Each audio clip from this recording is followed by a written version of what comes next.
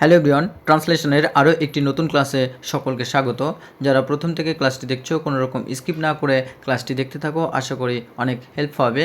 তো চলো কোনো রকম স্কিপ না করে আমরা ক্লাসটি দেখতে থাকি। প্রথমেই আছে যে বর্ষা নেমেছে। তো এখানে বর্ষা নেমেছে অর্থাৎ বর্ষা ইতিমধ্যে কি নেমে গেছে বা নেমেছে বলতে পারি আমরা। তো চলো আমরা এই বাক্যটিকে কীভাবে ট্রান্সলেট করব।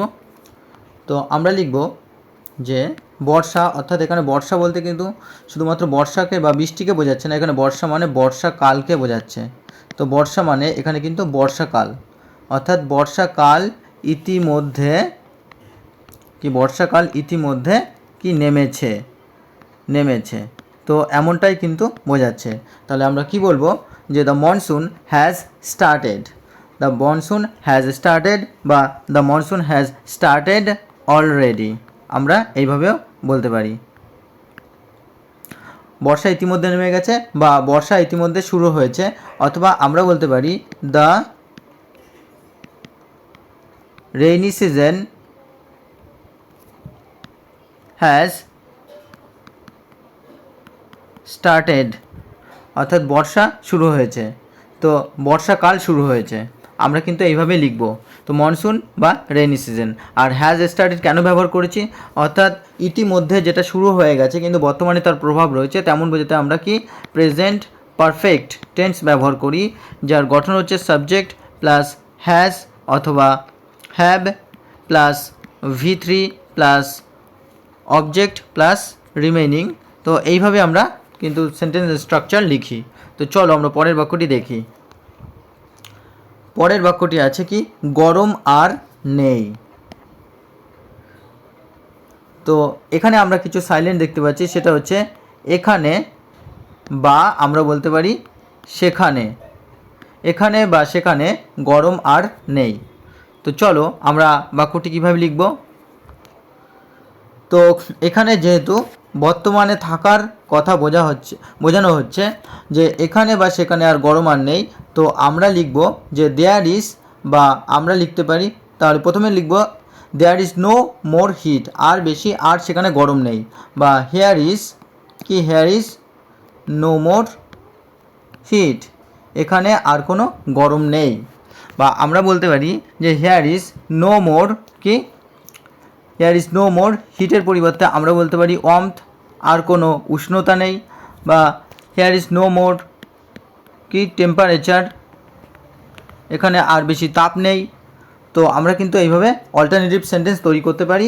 আর এখানে ইজ কেন ব্যবহার করা হয়েছে, কারণ এটা হচ্ছে প্রেজেন্ট কন্ডিশনাল সেন্টেন্স, এই কারণে কিন্তু ইজ ব্যবহার করা হয়েছে। আর দেয়ার বা হেয়ার কেন ব্যবহার করা হলো, কারণ এটা হচ্ছে ইন্ট্রোডাক্টরি, অর্থাৎ অব্যক্তিগত বোঝালে তখন কিন্তু আমরা হেয়ার বা দেয়ার দিয়ে শুরু করি। তো চলো আমরা পরের বাক্যটি দেখি। পরের বাক্যটি আছে থেকে থেকে মেঘের গর্জন আর বিদ্যুতের চমকানি চলছে। তো চলছে অর্থাৎ এটা কিন্তু বর্তমানে চলছে বোঝাচ্ছে, বর্তমানে চলছে। তাহলে কি কোন টেন্স আমরা ব্যবহার করব, আমরা কিন্তু কি প্রেজেন্ট কন্টিনিউয়াস টেন্স ব্যবহার করব। তো চলো দেখি। তাহলে লিখব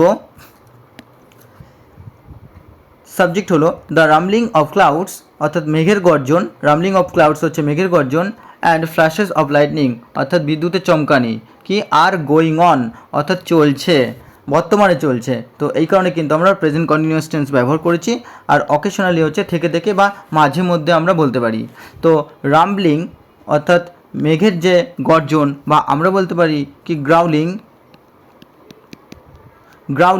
অর্থাৎ মেঘের গর্জন, বা আমরা বলতে পারি রোয়ারিং অর্থাৎ রোয়ারিং অফ ক্লাউডস বা রামলিং অফ ক্লাউডস মেঘের গর্জন, অ্যান্ড ফ্ল্যাশেস অফ লাইটনিং, বা আমরা বলতে পারি কি ফ্ল্যাশেস অফ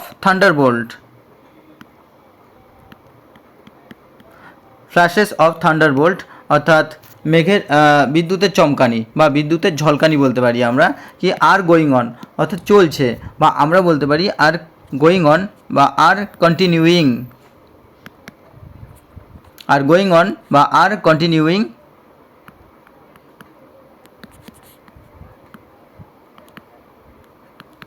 আর কন্টিনিউইং অর্থাৎ চলছে। আর অকেশনালি অর্থাৎ মাঝে মধ্যে বা থেকে থেকে, বা আমরা বলতে পারি কি ইনফ্রিকুয়েন্টলি অর্থাৎ মাঝে মধ্যে বা থেকে থেকে, বা আমরা বলতে পারি কি নাও অ্যান্ড দেন অর্থাৎ মাঝে মধ্যে। তো এইভাবে কিন্তু আমরা একাধিক সেন্টেন্স বানাতে পারবো। তো চলো পরের বাক্যটি দেখি। পরের বাক্যটি আছে যে পরের বাক্যটি হলো পাহাড়ে ঝর্ণার জল বেড়ে উঠলো।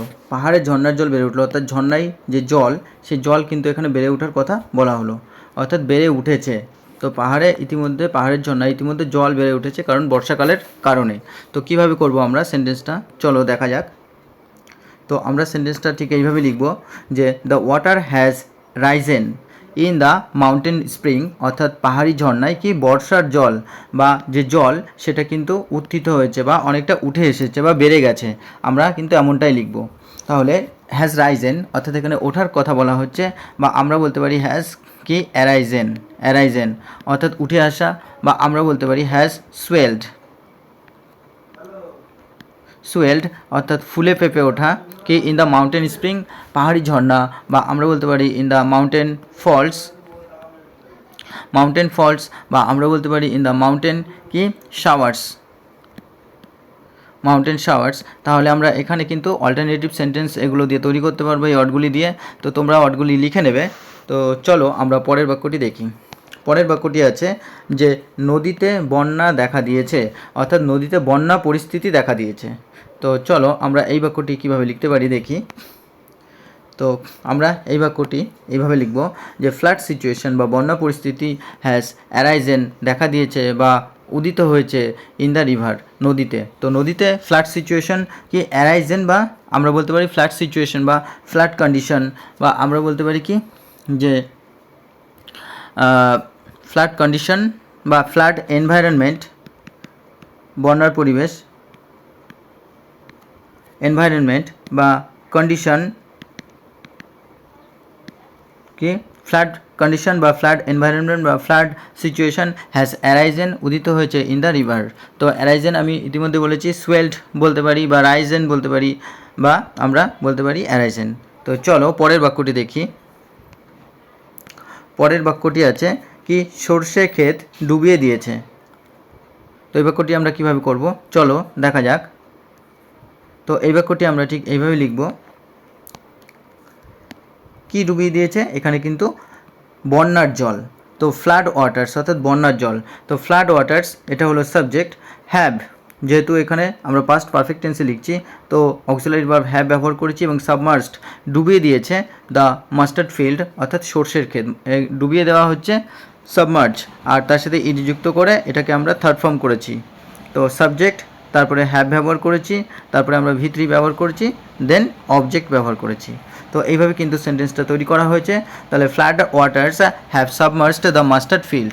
তো সাবমার্সড হচ্ছে কি ডুবিয়ে দেওয়া, বা আমরা বলতে পারি কি ড্রোনড অর্থাৎ ডুবিয়ে দেওয়া, ডুবিয়ে দিয়েছে, বা আমরা বলতে পারি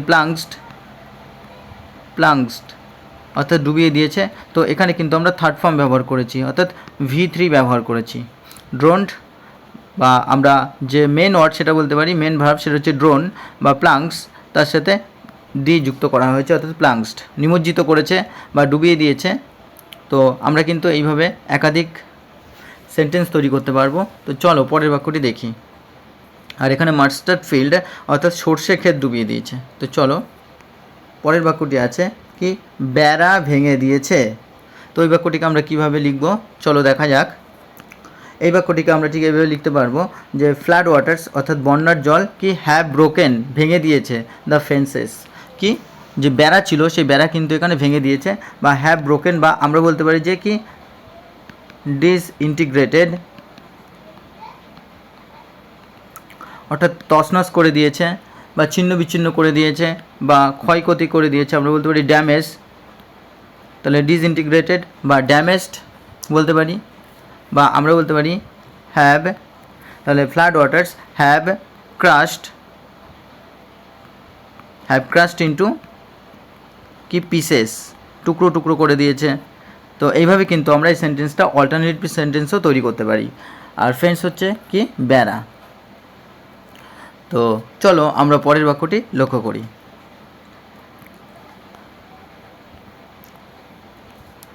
পরের বাক্যটি আছে বেচারা গরুগুলির বড় দুর্গতি। তো এই বাক্যটি আমরা কিভাবে লিখব, চলো দেখা যাক। তো এই বাক্যটিকে আমরা ঠিক এইভাবে লিখতে পারি, বেচারা গরুগুলো, এখানে যেহেতু মানুষ নয় তো আমরা এখানে অসহায় ব্যবহার করব। তো দ্য হেল্পলেস কাউস অর্থাৎ অসহায় গরুগুলি আর ইন গ্রেট ট্রাভেল অর্থাৎ ভীষণ বিপদের মধ্যে রয়েছে, বা আমরা বলতে পারি আর ইন কি বিগ ট্রাভেল অর্থাৎ মহা বিপদের মধ্যে রয়েছে। আর এখানে হেল্পলেস বা আমরা কি বলতে পারি ডিফেন্সলেস অর্থাৎ অসহায়, বা হেল্পলেস অসহায়, বা আমরা বলতে পারি যে হেল্পলেস বা ডিফেন্সলেস দিয়ে আমরা কিন্তু এখানে টু টাইপস অফ সেন্টেন্স তৈরি করতে পারি। আর এখানে বিগ ট্রাভেল বা আমরা বলতে পারি অথবা আর ইন কি ডিফিকাল্টি, বিগ ডিফিকাল্টিও বলতে পারি, অর্থাৎ অসুবিধার মধ্যে থাকা।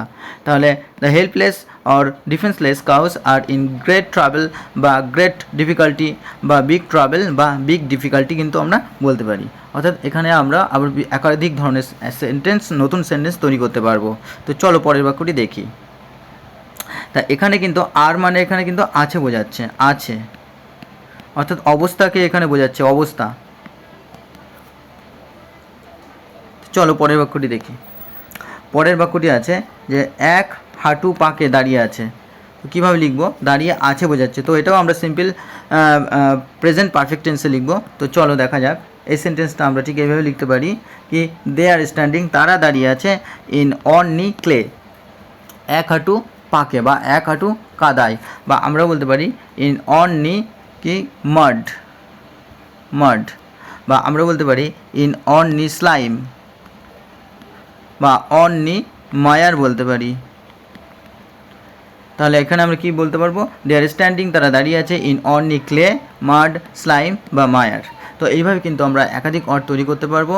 তো যারা ক্লাসটিতে প্রথম তারা আশা করি চ্যানেলটিকে অবশ্যই সাবস্ক্রাইব করে পাশে থাকা বেল আইকনটি প্রেস করে রাখবে, এবং যারা প্রতিনিয়ত ক্লাস দেখো তাদের অসংখ্য ধন্যবাদ। তোমরা এইভাবে চ্যানেলের পাশে থাকো। আশা করি আরও তোমাদের